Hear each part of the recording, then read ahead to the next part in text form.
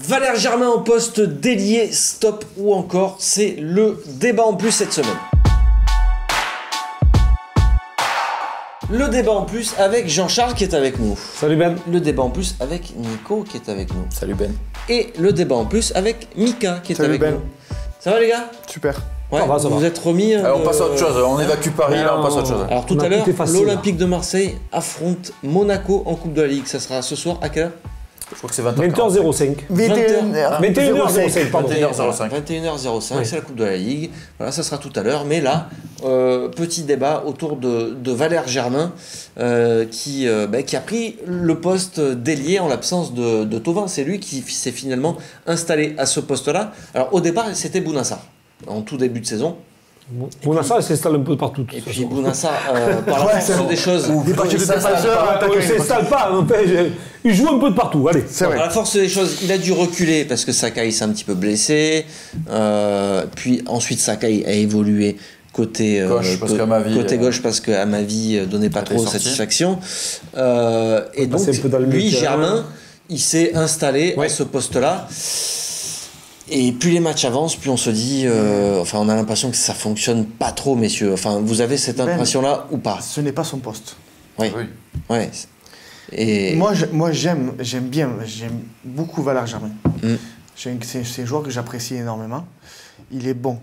Mais son poste, c'est, tu verras, à Monaco, à Nice, Second attaquant. derrière l'attaquant. Et derrière l'attaquant, c'est un monstre. De la tête, le ballon qui traîne, il est très fort. Mais quand tu vas le mettre en pointe ou sur le côté, Valère, c'est pas son poste. après, c'est embêtant parce qu'il y a très peu d'équipes qui jouent comme ça maintenant. Ouais. Non, mais ça sera plus facile quand même pour lui, Mika. Ce soir à Monaco, ou Si, quasiment. titulaire. Alors là, je ne comprenais plus. Qui va mettre avant-centre? Ah oui. Ok. Après, titulaire en pointe, on a vu que ça marchait pas non plus seul. Hein. Non, mais ça ne marche pas non Je suis plus d'accord avec parce Ben, que peut-être le système aussi. Un garçon comme ça, il faut qu'il touche beaucoup de ballons, c'est-à-dire qu'il faut qu'il ait beaucoup de centres aussi. On sait que c'est un joueur qui s'est décroché de son adversaire direct, il a cette capacité à pouvoir se démarquer et surtout se décrocher au dernier moment, et notamment on l'a vu face à Paris, une fois quand il décroche pour frapper pied gauche, il sait le faire. Il a cette inspiration, il a cette qualité Mais regarde, du sens du là but. il joue ailier, mais en fait c'est un faux ailier. Il joue presque second attaquant parce que souvent il se recentre. Ouais, mais et c'est du depuis- coup, ça déséquilibre un peu cette équipe. C'est pour ça que le thème du débat c'est stop ou encore. C'est un faux ailier et on voit bien, par contre il est incapable de déborder. Il sait pas Ouais. faire ça. Je lui reproche pas. C'est juste un constat. C'est pas son poste, c'est pas son style de jeu. Il a pas la vitesse pour déborder. Je sais pas Donc, ce du coup c'est un peu embêtant, surtout si tu as Sarr qui fait pas le boulot ou qui fait des centres pourris comme il a l'habitude de faire. Quoi. Mais j'ai presque envie de te dire qu'il vaut mieux qu'il soit plus proche du but plutôt que de partir de plus loin de, Ça, je suis d'accord de avec sa toi. moitié de terrain, essayer d'éliminer. Mais s'il est seul, il n'a pas de ballon. pas dribbler. Il les a pas les ballons s'il Ouais, est mais seul. S'il C'est ça, est, le problème. s'il est seul et qu'il n'a pas de ballon, c'est que ses partenaires ne font pas le boulot qu'ils doivent faire. Ouais, ou que collectivement Aussi. ça marche pas. Ou collectivement. Eh oui.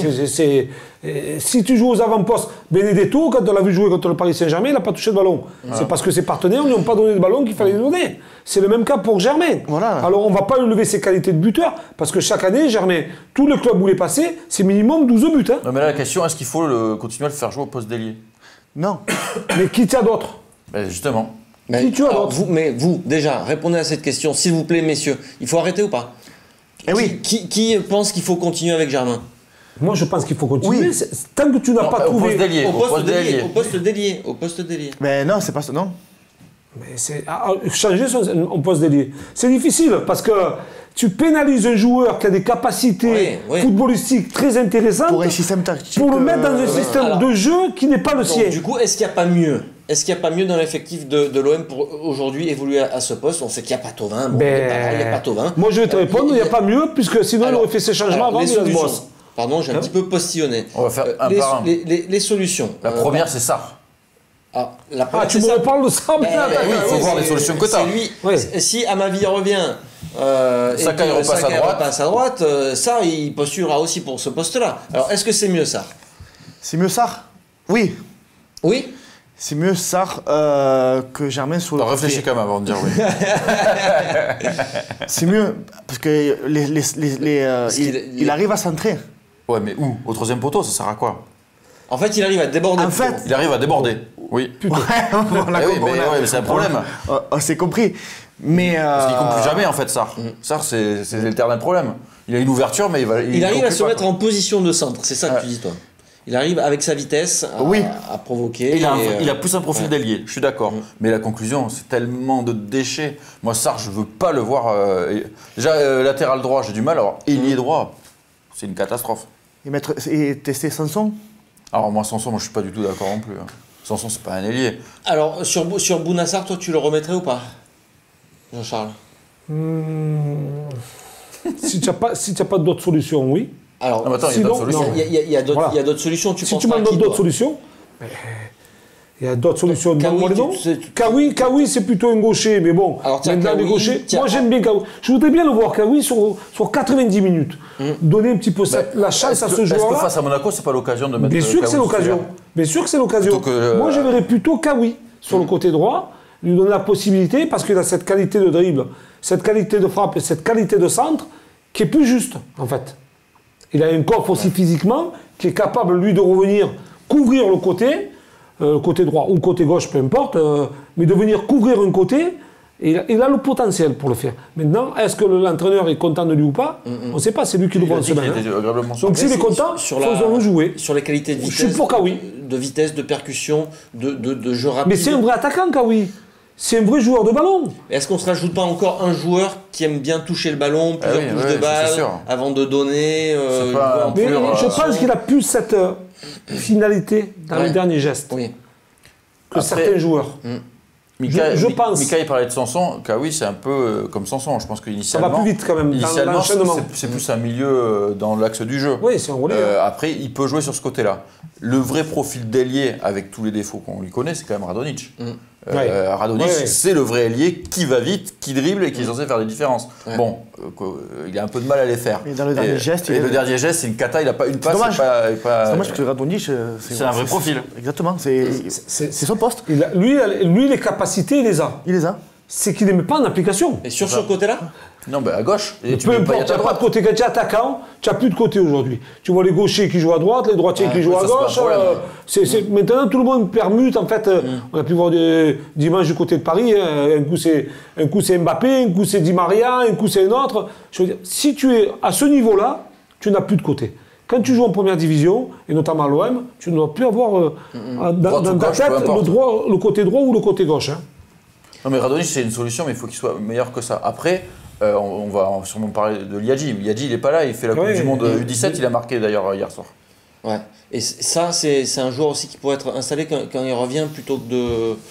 Mais on n'a jamais vu à l'œuvre, en fait, Liadji. On parle de Ake aussi, on l'a jamais vu à l'œuvre. On parle de Liadji, on l'a jamais vu à l'œuvre. Kawi, on l'a jamais vu à l'œuvre.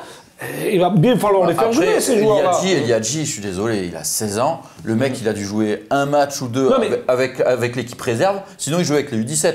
On ne va pas le cramer, le mettre titulaire, le petit Liadji. Liadji, il faut qu'il revienne de la Coupe du Monde, qu'il signe son contrat pro et qu'il fasse des entrées en jeu. Tu me parles des possibilités, on me donne des noms. Non, mais comme titulaire, moi, Liadji, je le lance pas dans le bain. Mais alors, est-ce qu'il y a vraiment une solution au final? Est-ce qu'il y a vraiment la solution, c'est Kawi. Mais pour moi, c'est Kawi la solution. En l'absence de Benedetto.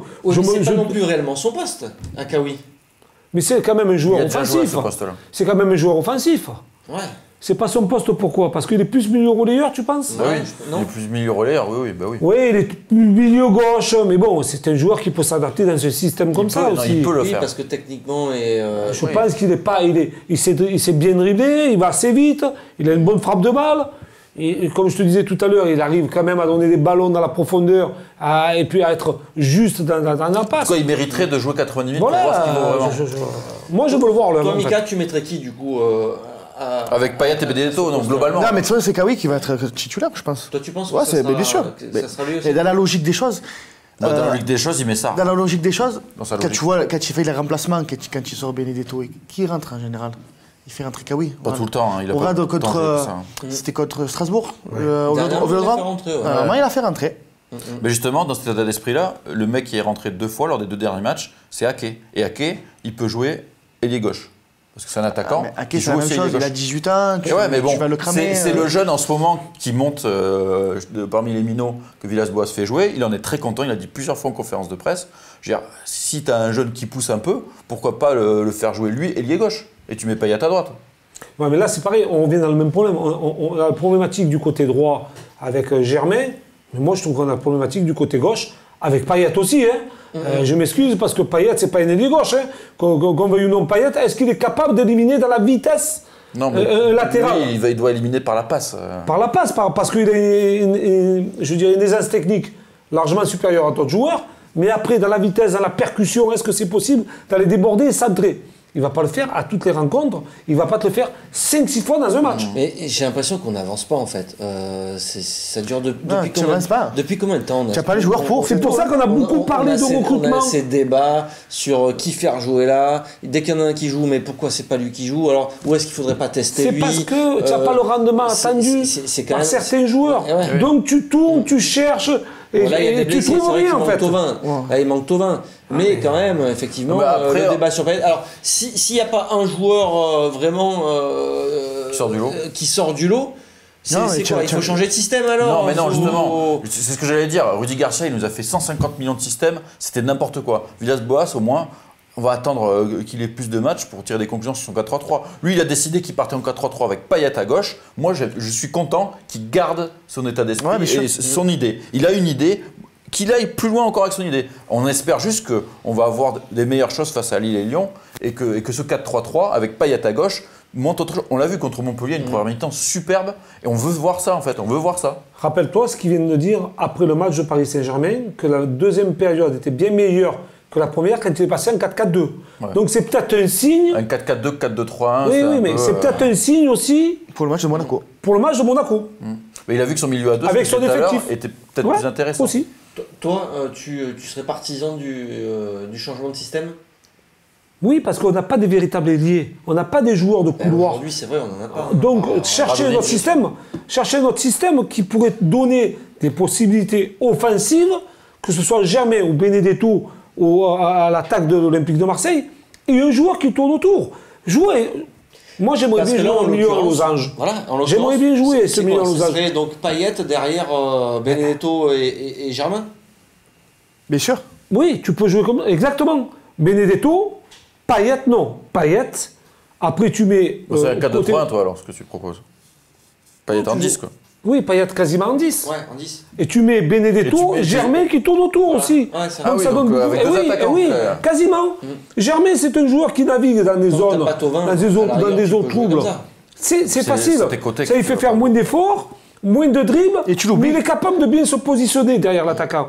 Et puis ça donne la liberté à Payet aussi de s'exprimer. Parce que lui, il peut prendre les ballons, que ce soit à droite, à gauche, dans l'axe, de naviguer aussi derrière les attaquants et d'être plus proche du but adverse. Où il est fort, Germain, c'est que quand c'est pendant le match que tu l'as oublié, tu sais même pas s'il est sur le terrain. Et c'est là où il plante. Il jaillit en fait. C'est là où il plante. C'est aussi le problème, c'est que souvent tu sais même pas s'il est sur le terrain. Ouais, le problème, des fois il fait ça et puis il jaillit jamais. Quoi. Non, mais son meilleur rôle, il a raison, c'est derrière l'attaquant. Son meilleur rôle, ça a toujours été derrière l'attaquant. Tu as oublié, et c'est là où il met les têtes, où il plante. Moi j'en suis revenu de ces histoires de changement de système. Moi je dis André, le système, c'est les joueurs qui le font. Tiens bon, garde ton 4-3-3, j'espère que ça va payer, j'espère qu'on va tordre Lyon et Garcia, c'est tout. Ouais, parce que le seul problème aujourd'hui, finalement, c'est. Oui, peut-être, ok, le système, mais c'est que les joueurs sont pas au niveau. C'est ça. Voilà. Et là, il a eu quand même des absents, parce qu'on dit qu'il faut un taulier par ligne. Et tu avais perdu Alvaro, tu avais perdu Payet, et ça, tu le payes cash parce que tu as un effectif tellement court que dès que tu as deux titulaires comme ça qui disparaissent. Parce que là, on peut le tourner dans tous les sens. Hein. On peut mettre Liadji à la place de Germain, on peut mettre Ake, on peut mettre Radonjic, on peut mettre. Ces joueurs-là, ils ont besoin d'un collectif fort pour être pareil. Et tu l'as pas. Ça va pas transformer. En fait, tu as besoin d'une structure. Ça va pas transformer le niveau de l'Olympique de Marseille. Non. Mais cette structure-là, Jean-Charles, souviens-toi, le match clé à Montpellier où tu prends tous ces blessés, tous ces suspendus, tu fais une première mi-temps de dingue. C'est la plus belle première mi-temps de Villas-Boas. Et là, le 4-3-3, ça tournait. T'avais Alvaro derrière qui est. Bon, il se blesse vite, mais t'avais vraiment une structure, une défense solide. Ça jouait Payet qui distribuait, Benedetto qui offrait du mouvement, etc. Nico, je suis pas contre le système de Villas-Boas, moi. En fait, le système, c'est les joueurs qui vont le faire, le système. La permutation sur le terrain, les déplacements sur le terrain, les décalages sur le terrain, c'est les joueurs qui vont le provoquer. Ça. Et puis, c'est la qualité du joueur qui va permettre au coach de les faire évoluer comme ça. Tu peux avoir un peu d'espoir avec les retours d'Alvaro et Payet. Mais on a des espoirs. De retrouver un collectif. Et justement, moi j'ai espoir. Il faut peut-être aussi retrouver des joueurs qui ont un peu plus faim sur le terrain. Non mais d'accord, mais justement, je pense de détermination. Après tu as des guerriers, tu as des techniciens, tu as des finisseurs. Ouais. Si tu retrouves ça, les jeunes, comme on disait, les Ake, les Radonjic et compagnie, ça va être plus facile pour eux de rentrer dans ces matchs-là. Mais c'est sûr. Hein. Allez messieurs, on s'arrête là pour le débat en plus. Merci à tous. Merci Mika, merci Nico, merci Jean-Charles.